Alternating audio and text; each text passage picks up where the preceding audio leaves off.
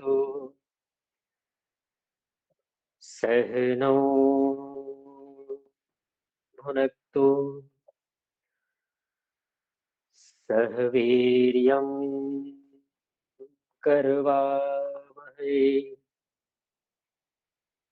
तेजस्विनावधीतमस्तु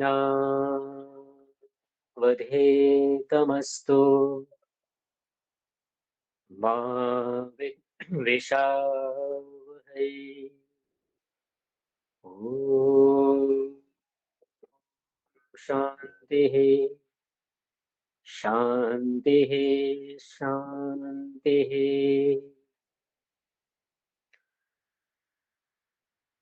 सत्यार्थ प्रकाश की कक्षा में आप सभी का हार्दिक स्वागत अभिनंदन है। सत्यार्थ प्रकाश के अंतर्गत 11वें समोल्लास के ऊपर हम विचार कर रहे हैं। 11वें समोल्लास में नवीन वेदांती का जो पक्ष था उसका खंडन किया जा रहा है। नवीन वेदांती जो है वो क्या मानता था कि ब्रह्म की ही सत्ता है, जीव की कोई सत्ता नहीं है, ब्रह्म ही जीव है और जीव ही ब्रह्म है, ऐसा उसने कहा। और उसके लिए वेदांत दर्शन के 5 सूत्रों को प्रस्तुत किया उसने। स्क्रीनशॉट हमने भेज दी है ग्रुप में, देख लीजिएगा। उसके ऊपर एक 5 सूत्र हमने पढ़ा था ना वेदांत दर्शन का। संपद्या आविर्भावः स्वेन शब्दात्। दूसरा सूत्र क्या था? ब्राह्मण जैमिनी उपन्यासादिभ्यः। तीसरा क्या था? चिति तन्मात्रेण तदात्मकत्वात् इति औडुलोमि। चौथा था एवं अपि उपन्यासात् पूर्व भावात् अविरोधम बादरायण। और 5वां था अत एव चानन्याधिपति। ये किसकी ओर से प्रस्तुत किया गया था? पूर्व पक्षी नवीन वेदांती की तरफ से, है ना। अब उसका उत्तर, एक एक सूत्र का जो पूर्व पक्षी ने जो अपनी बातें रखी इस वेदांत सूत्र के आधार पर, अब इस 5 सूत्रों का समाधान करेंगे क्रमशः। स्वामी दयानंद सरस्वती जी देखिए, उत्तर को देखिए ध्यान से। उत्तर में सबसे पहला जो सूत्र है ऊपर ध्यान दीजिएगा। सबसे पहला सूत्र क्या था? संपद्या आविर्भावः स्वेन शब्दात्। ठीक है। इस प्रथम सूत्र में पूर्व पक्षी ने क्या कहा था? तो इस प्रथम सूत्र का अर्थ देखिए ऊपर। सबसे प्रथम सूत्र का अर्थ क्या लिखा है कि जीव अपने स्वरूप को प्राप्त होकर प्रकट होता है, जो कि पूर्व ब्रह्म स्वरूप था। जीव जो है ना अपने स्वरूप को प्राप्त होकर के प्रकट हुआ, जो कि पहले क्या था? वो ब्रह्म स्वरूप था, यानी कि ब्रह्म ही था। ठीक है।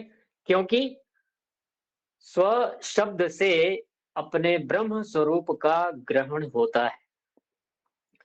ये जो अर्थ है, ये किसका अर्थ है? ये वेदांत दर्शन का जो सूत्र पूर्व पक्षी ने दिया उसका, उस पहले सूत्र का ये अर्थ है, यानी पूर्व पक्षी का अर्थ है। अब इस पहले सूत्र के अर्थ का खंडन करेंगे इस उत्तर भाग में। देखिए आप, नंबर 1, इन सूत्रों का अर्थ इस प्रकार का नहीं है जैसा कि पूर्व पक्षी कर रहा है। स्वामी दयानंद जी क्या कह रहे हैं कि इन सूत्रों का, जो तुमने ऊपर के 5 सूत्रों के अर्थ किए, ऐसा अर्थ नहीं है जैसा तुमने किया है। सूत्र कह कुछ और रहा है और लिख तुम कुछ और रहे हो, किंतु इनका यथार्थ उत्तर क्या है वो बता रहे हैं, सुनिए। जब तक जीव अपने स्वकीय शुद्ध स्वरूप को प्राप्त सब मलों से रहित होकर पवित्र नहीं होता, तब तक योग से ऐश्वर्य को प्राप्त होकर अपने अंतर्यामी ब्रह्म को प्राप्त होके आनंद में स्थित नहीं हो सकता। यानी आप ब्रह्म को प्राप्त करना चाहते हो, वैसे तो वो ये मान रहा है कि वो जीव ही ब्रह्म हो जाता है, लेकिन उसका समाधान क्या है? अ, वेदांत दर्शन के पहले सूत्र का जो सही अर्थ है वो बता रहे हैं कि संपद्या आविर्भावः स्वेन शब्दात्, वास्तव में कहना क्या चाहता है वो बता रहे हैं कि जब जीव अपने शुद्ध रूप को प्राप्त होता है, जब वो समाधि की अवस्था में जाता है, संप्रज्ञात समाधि की अवस्था में, तो उस स्थिति में जा करके पहले अपने वास्तविक स्वरूप को जानता है, जैसा कि उसका अपना निजी स्वरूप है, ठीक है? अपने निजी स्वरूप को जानता है और सभी प्रकार के मलों से, मल क्या होता है? मल होता है अविद्या, अज्ञानता, ये सब के सब क्या है? मल है, दोष है। अपने सभी मलों से रहित, ठीक है? होकर पवित्र नहीं होता, तब तक योग से ऐश्वर्य को प्राप्त होकर अंतर्यामी ब्रह्म में उसको आनंद की प्राप्ति नहीं होती।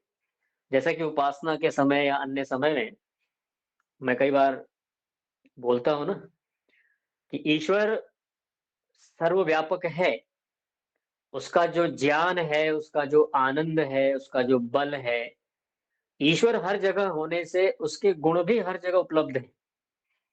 लेकिन फिर भी हम उस ईश्वर के आनंद से, उसके ज्ञान से, उसके बल से हम वंचित हैं। ठीक है? क्यों हैं?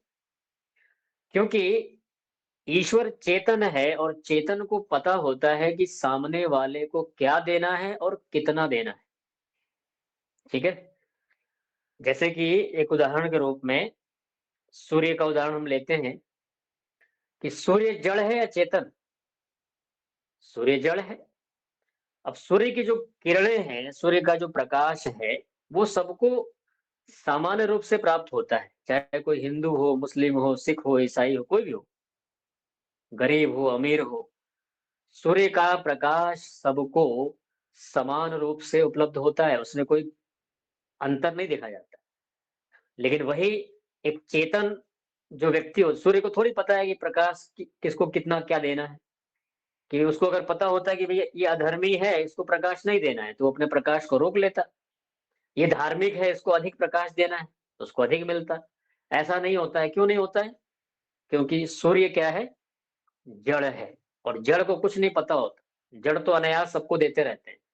लेकिन चेतन व्यक्ति को यह पता होता है कि किसको क्या देना है और कितना देना है। जैसे एक धार्मिक माता-पिता को पता होता है कि अपने अगर 4 बच्चे हैं, तो उनमें चारों में कौन ज़्यादा धार्मिक है, कौन अधार्मिक है। तो जो धार्मिक होगा उसको माता-पिता उस हिसाब से उसको देंगे, संपत्ति का उसको अधिकारी बनाएँगे। जो अधार्मिक होगा उसको संपत्ति का अधिकार नहीं देंगे। ये होता है चेतन का धर्म। तो परमात्मा का जो आनंद है, उस आनंद की प्राप्ति हमें क्यों नहीं हो रही है? क्योंकि उस आनंद को परमात्मा की कृपा से ही प्राप्त किया जाता है, वो देता है वो। अभी हमें इसलिए नहीं दे रहा है कि हम उसके पात्र नहीं बने। अभी हम उस योग्यता को हमने प्राप्त नहीं किया है कि जिससे कि हम उसके आनंद को प्राप्त कर सकें। ठीक है? उसी बात को यहाँ पे कहा कि उसके ऐश्वर्य को प्राप्त होकर अपने अंतर्यामी ब्रह्म को जब हम प्राप्त हो लेते हैं, तो हमें आनंद की प्राप्ति होती है। अब दूसरे सूत्र का अर्थ जो पूर्व पक्षी ने कहा, उसका सही अर्थ लिख रहे हैं। इसी प्रकार जब पाप आदि से रहित ऐश्वर्य युक्त योगी होता है, सबसे पहला कंडीशन क्या बताया? पाप से रहित और ऐश्वर्य से युक्त जब होता है, तभी ब्रह्म के साथ मुक्ति के आनंद को भोग सकता है, ऐसा जैमिनी आचार्य का मत है। लेकिन पूर्व पक्षी ने दूसरे सूत्र का क्या अर्थ किया था? देखिए, पूर्व पक्षी ने कहा था कि ऐश्वर्य प्राप्ति पर्यंत हेतुओं से ब्रह्म स्वरूप जीव स्थित होता है, ऐसा जैमिनी आचार्य का मत है। ब्रह्म स्वरूप ब्रह्म के तरह हो जाता है जीवात्मा, ऐसा पूर्व पक्षी ने कहा।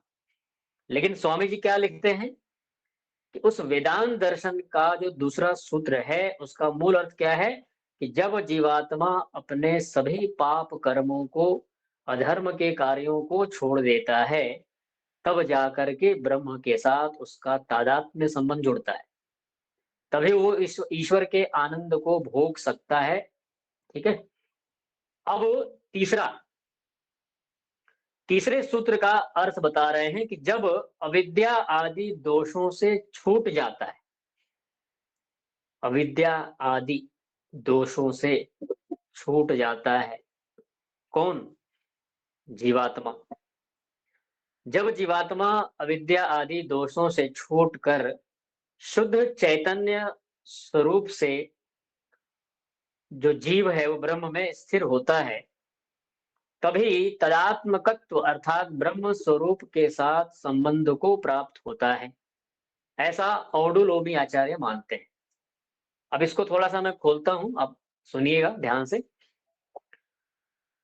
सबसे पहले ये बता दिया कि अविद्या आदि दोषों से पहले छूटना होता है। हमारे अंदर जो अविद्या है, हमारे अंदर अविद्या क्या है? नित्य को अनित्य मानना और अनित्य को नित्य मानना। ठीक है। जड़ को चेतन मानना और चेतन को जड़ मान करके व्यवहार करना। सच को झूठ मानना और झूठ को सच मानकर व्यवहार करना, यही तो है अविद्या। तो इस प्रकार के अविद्या आदि दोषों से छूट जाना सबसे पहला कार्य है। और जब आप ऐसा कर लेते हो तो आपकी क्या स्थिति होती है? तो कहा शुद्ध चैतन्य मात्र हो जाते हैं। अभी देखिए, अभी हम सभी यहाँ बैठे हैं, तो अभी हम सामान्य रूप से हम आपसे पूछें या हमसे कोई पूछे तो हम यही उत्तर देंगे ना कि हम कौन है, तो हम कहेंगे आत्मा है। लेकिन क्या अगला सवाल ये है, क्या आप हम सब व्यवहार काल में स्वयं को आत्मा मान के व्यवहार करते हैं? ऐसी हमारी बुद्धि होती है कि हम आत्मा हैं? हम स्वयं को क्या मान के व्यवहार करते हैं? स्वयं को शरीर ही मानकर व्यवहार करते हैं ना, कि मैं पुरुष हूँ, मैं स्त्री हूँ, मैं गरीब हूँ, मैं अमीर हूँ, मैं धनवान हूँ। ठीक है। मैं गोरा हूँ, मैं काला हूँ, मैं सुंदर हूँ, मैं बदसूरत हूँ, यही मान के व्यवहार चलता है। तो इस व्यवहार को शुद्ध चैतन्य स्वरूप नहीं कहा जाएगा। ठीक है। लेकिन यहां पर क्या शब्द प्रयोग किया है? शुद्ध चैतन्य स्वरूप से जीव ब्रह्म के अंदर स्थित हो सकता है। इसका मतलब ये हुआ कि ब्रह्म के अंदर हम तभी स्थित हो सकते हैं जब हम अपने आप को अच्छी तरह से जान लें। व्यवहार में भी हमें लगने लग जाए कि नहीं, मैं शरीर नहीं हूं, मैं आत्मा हूं। ठीक है। तभी उस अवस्था को जब आप ब्रह्म के स्वरूप में जुड़ जाते हैं, ब्रह्म के स्वरूप को प्राप्त कर लेते हैं, तो तदात्मकत्व अर्थात ब्रह्म स्वरूप के साथ संबंध को प्राप्त हो जाते हैं, है ना? उस स्थिति में तदात्मकत्व संबंध को मैं थोड़ा सा आपको बता देता हूं। तदात्म स्वरूप को प्राप्त हो जाने का मतलब ये है कि उस ब्रह्म के स्वरूप में तल्लीन हो जाना। जैसे हम लोक व्यवहार में भी होता है ना, भाई किसी से हमारा बहुत अधिक प्रेम है, कोई भी हो सकता है। उसके प्रेम में हम इतने खो जाते हैं कि और कुछ हमें पता नहीं होता है। एक माँ है, अपने बच्चे से अधिक प्रेम करती है, तो उसका कभी प्रेम प्रगाढ़ होता है तो अपने बच्चे के अलावा उसको कुछ दिखाई देता ही नहीं। ठीक है। गाय का बछड़ा है, देखिए एक नया नवजात बछड़े का जन्म होता है, तो जब कोई बछड़े के निकट जाता है तो गाय क्या करती है? हिलाती है ना सींग, वो डराती है। कोई मतलब कोई अजनबी, कोई अपरिचित व्यक्ति जाए तो वो गुस्सा होती है वो। जो जानता है, जिसको जानती है उसको तो कुछ नहीं करती है, लेकिन कोई अपरिचित व्यक्ति चला जाए तो वो गुस्सा करती है। उसका ध्यान हर समय अपने बछड़े पर होता है। ठीक है। इतना प्रेम करती है। तो ये प्रेम संबंध जो भी है, जिस रूप में भी है, हमारे परिवार के बहुत सारे सदस्य होते हैं, तो उस स्थिति में जब हम प्रेम में प्रगाढ़ स्थिति में होते हैं, तो उस समय क्या हो जाता है हमारा तादात्म्यकत्व संबंध जुड़ जाता है। उस व्यक्ति के अलावा हमें कुछ और दिखता ही नहीं, सोचता ही नहीं है। ठीक उसी प्रकार का संबंध जब हमारा परमात्मा के साथ जुड़ जाता है, तो उसको क्या कहते हैं? तादात्म्यकत्व संबंध। साधक, एक उपासक उस अवस्था को प्राप्त करके उसको कुछ भी अच्छा नहीं लगता। ईश्वर के अलावा, परमात्मा के अलावा कुछ नहीं चाहिए उसको। इसको कहते हैं तादात्म्यकत्व संबंध। ठीक है? जैसे कि उदाहरण एक और बनता है ना, हम लोग छोटे-छोटे होते हैं, तो कोई चीज़ मान लो कभी कुछ ऐसे ही कुछ देख रहे हैं, कुछ सीरियल देख रहे हैं, है ना? या कोई टीवी में कुछ ऐसा आ रहा है, बच्चे होते हैं छोटे-छोटे तो उनको उसमें रुचि होती है। तो ऐसे कोई सीन चल रहे होते हैं, कोई मार-धाड़ का हो, कुछ भी हो, कॉमेडी हो, तो इतने खो से जाते हैं बच्चे उसमें कि उनको आगे, पीछे, दाएँ-बाएँ कुछ नहीं दिखता वो। तो ये जो खो जाना है ना? हाँ, 90 के दशक में हम लोग ऐसे ही खो जाते थे, क्योंकि पूरे नगर में किसी 1-2 के घरों में टीवी हुआ करती थी, तो बस एक बार बैठ गए तो बस बैठ गए। तो हम जो उसमें खो जाते थे ना, अपना भी सुध-बुध नहीं होता था, हम कहाँ बैठे हैं, कहाँ कौन है आस-पास, कुछ नहीं, सिर्फ़ वो दिखता था सामने। एक दीवानगी, एक विशेष लगाव कहें उसको, जो भी कहो आप, उसको कहते हैं तादात्म्य संबंध, ठीक है? यही की यही चीज़ हमारा ब्रह्म के साथ जिस दिन बनेगा, उस दिन हम एकदम उसके अंदर खो जाएँगे। अब उसके अलावा हमें कुछ और नहीं चाहिए, वही चाहिए, ठीक है? तो उसको ही कहा यहाँ पे कि ब्रह्म स्वरूप के साथ संबंध को प्राप्त होता है, ऐसा औडुलोमी आचार्य का क्या है? मत है।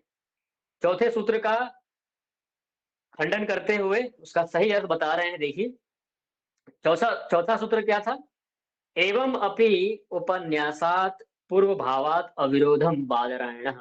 इसका जो अर्थ पूर्व पक्षी ने किया, उसका सही अर्थ बता रहे हैं कि जब ब्रह्म के साथ ऐश्वर्य और शुद्ध विज्ञान को प्राप्त करके जीते ही, ध्यान दीजिए पंक्ति को, क्या कहा?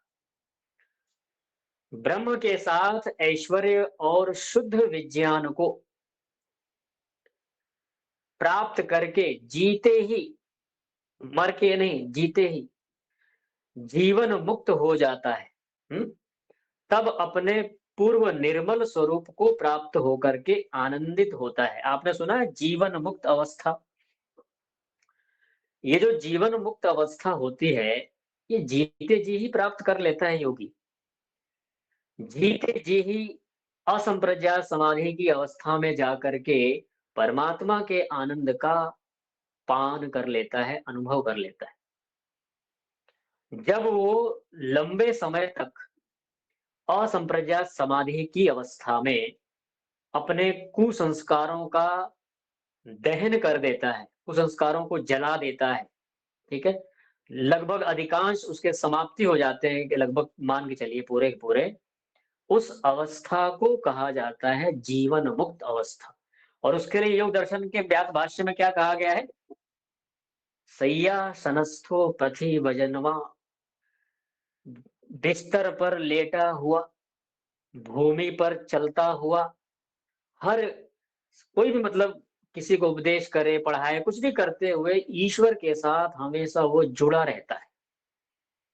अभी हम जैसे ही कोई लौकिक कार्य करते हैं ना, खाना पकाते हैं या किसी के साथ बातचीत करते हैं, तो हम ईश्वर को भूल जाते हैं, उसमें याद थोड़ी रहता है हमें। लेकिन जब वो जीवन मुक्त अवस्था को प्राप्त कर लेता है, समाधि का अभ्यास करते-करते, ठीक है? तो वो चाहे संसार के किसी भी कार्यों को करता रहे, हमेशा उसकी बुद्धि में ईश्वर का ज्ञान बना रहता है, हटता नहीं है।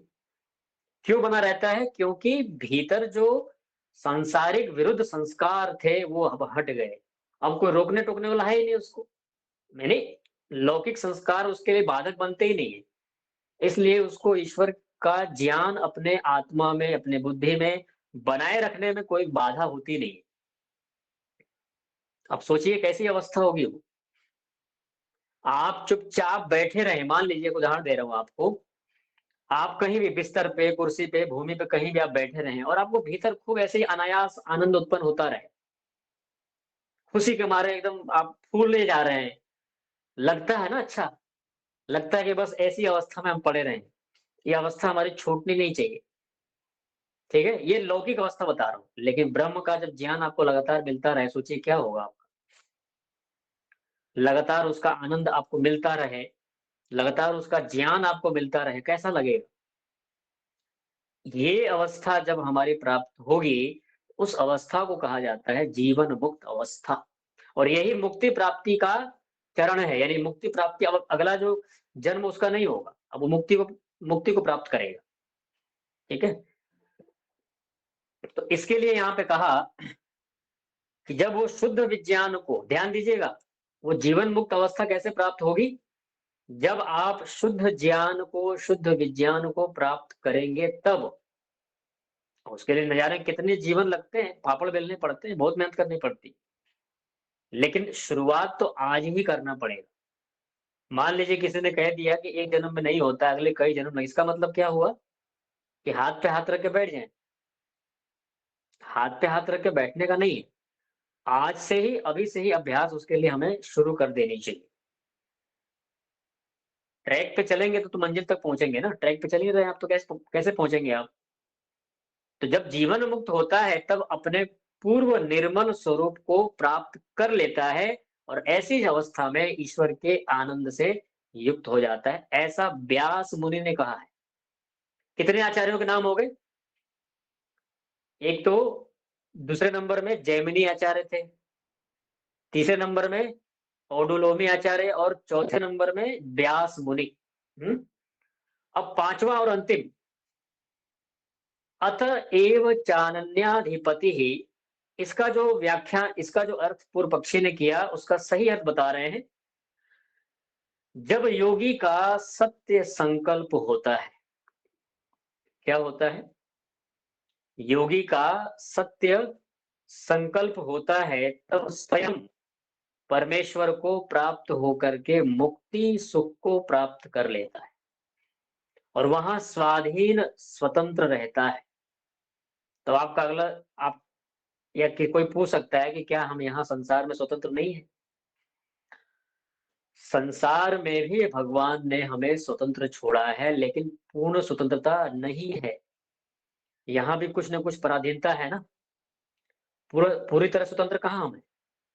आपको अगर मान लो ब्रह्मांड की सैर करनी हो तो कहाँ जा सकते हैं आप? नहीं जा सकते, क्योंकि शरीर के बंधन में आप, ठीक है?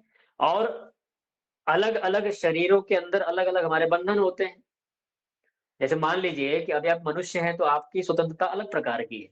लेकिन अगर हम पशु होते, गाय, घोड़े, कुत्ते, तो हमारी स्वतंत्रता और अलग प्रकार की होती। हमको बांध दिया जाता कहीं एक जगह खूंटे में।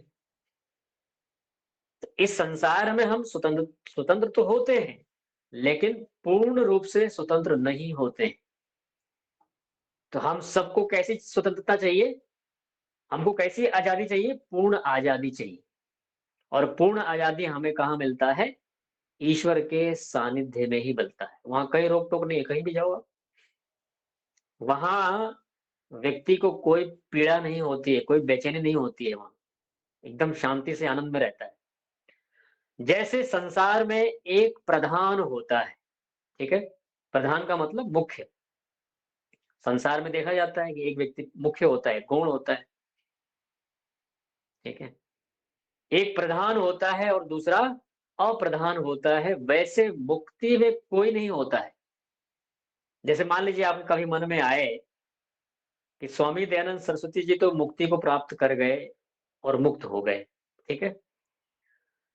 तो क्या अगर हम भी 2-4 जीवन लेकर के, 10 जीवन लेकर के मुक्ति को प्राप्त कर लेते हैं, 10-20 जो भी लगे, तो वहाँ जो स्वामी दयानंद जी की जो आत्मा होगी और हम जो मुक्त होकर के जाएँगे, तो क्या वो विशेष होगी और हम उनसे थोड़ा-सा कम रहेंगे?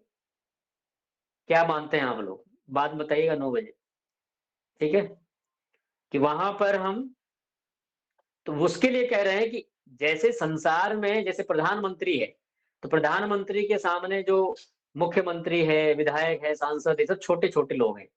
प्रधानमंत्री सबसे प्रधान होता है और वही राष्ट्रपति के सामने प्रधान गौण हो जाता है, प्रधानमंत्री। तो क्या जैसे इस प्रकार के व्यवहार लोक में देखा जाता है, वैसे ही मोक्ष में भी होता है क्या? ये सवाल है। तो उसका उत्तर दे दिया है कि ऐसा नहीं है। मोक्ष में चाहे वो स्वामी दयानंद जी की आत्मा हो, वो चाहे गौतम कणाद, कपिल व्यास की आत्मा हो, कोई भी हो, चाहे एक समान कोई भी आत्मा जाती है, वहाँ सब आत्माएँ एक समान होती है। वहाँ कोई ना छोटा होता है, ना कोई बड़ा होता है। वहाँ बड़ा कौन होता है? वहाँ पर बड़ा सिर्फ परमात्मा होता है, बाकी सब छोटे होते हैं, एक जैसे समान होते हैं। किंतु सब मुक्त जीव एक से ही रहते हैं वहाँ, कोई छोटा, कोई बड़ा नहीं। शरीर है नहीं, छोटे-बड़े का व्यवहार कैसे होता है? छोटे-बड़े का व्यवहार होता है शरीर के आधार पे, शरीर है ही नहीं, तो छोटा-बड़ा कैसे होंगे? ठीक है? तो ये एक समाधान दे दिया, जो अगर ऐसा नहीं होता, तो क्या होता? तो अब वो आगे बताएँगे, ठीक है? चलिए इतना ही रखते हैं, थोड़ा-सा ध्यान कर लेंगे।